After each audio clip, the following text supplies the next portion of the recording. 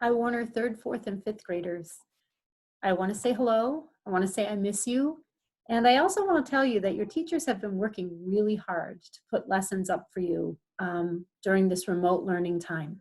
So I thought it would be nice if I gave them a break and put a lesson up that you might want to do for me instead. Um, so I know you guys like Mad Libs. Usually with classes that I've worked with after school for tutoring, I'll sometimes have Mad Lib games that we do if we have some time to fill up, and everybody seems to love them.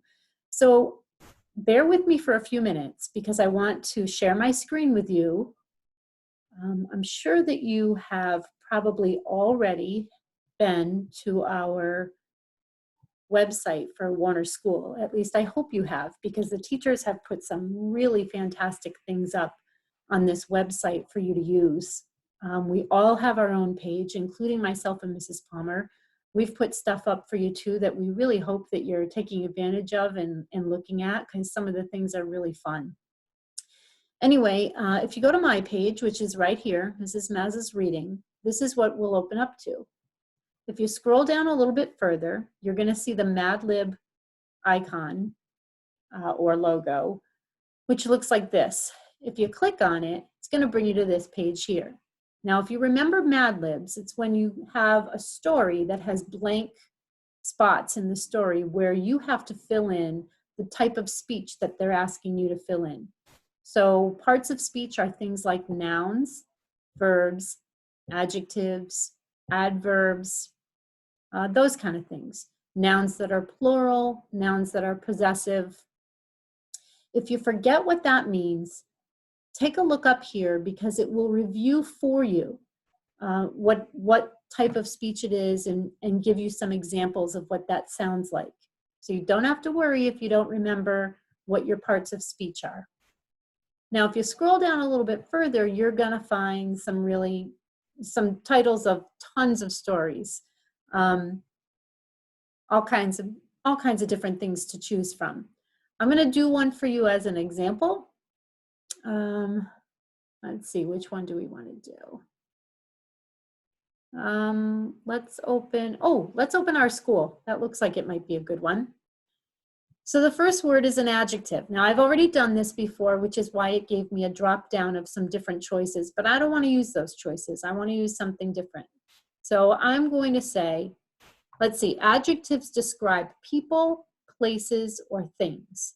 So I'm going to say something is old. Another adjective might be stinky. Another adjective, now it's dropping down tall, but I don't want to use tall. I'm going to use something different. Another adjective might be dusty. A celebrity.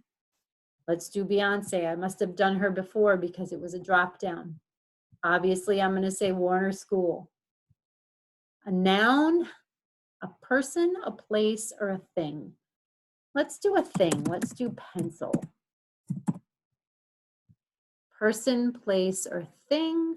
Let's do dog for a thing. And another noun. Let's say,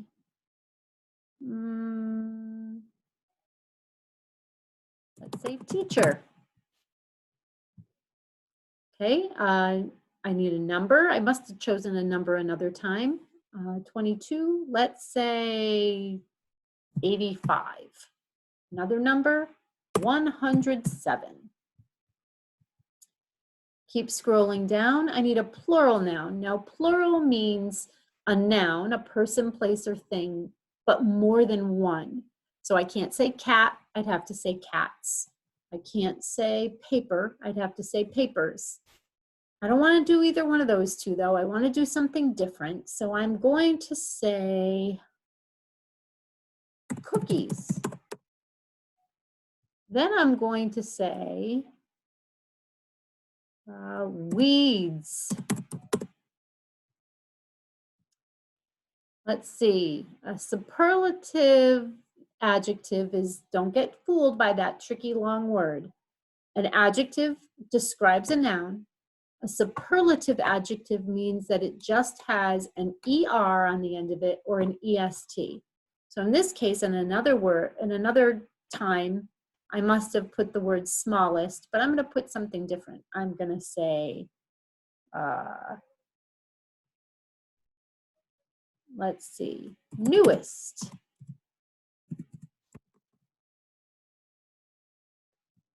And type of liquid, milkshakes, I'm gonna say mud puddle.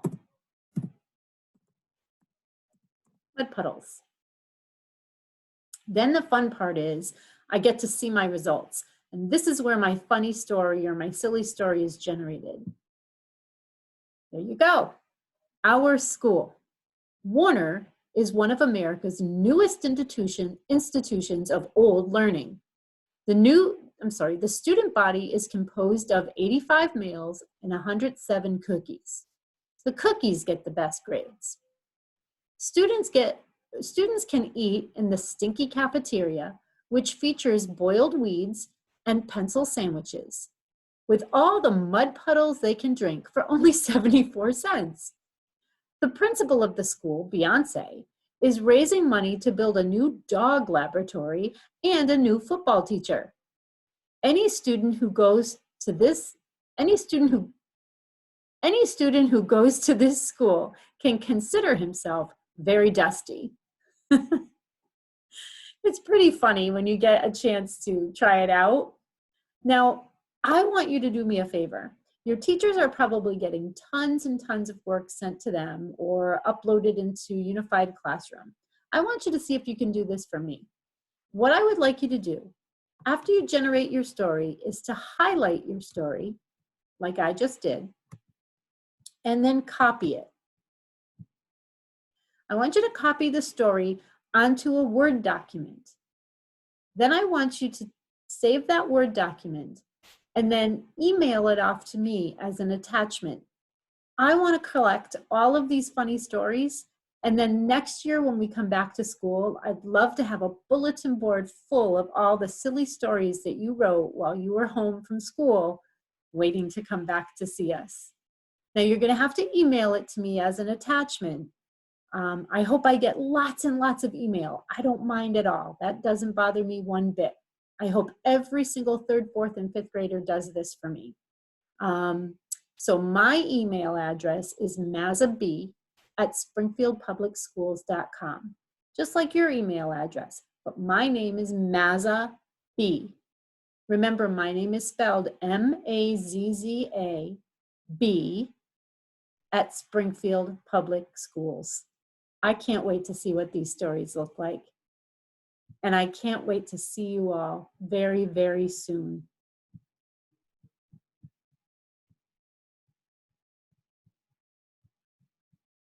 Bye.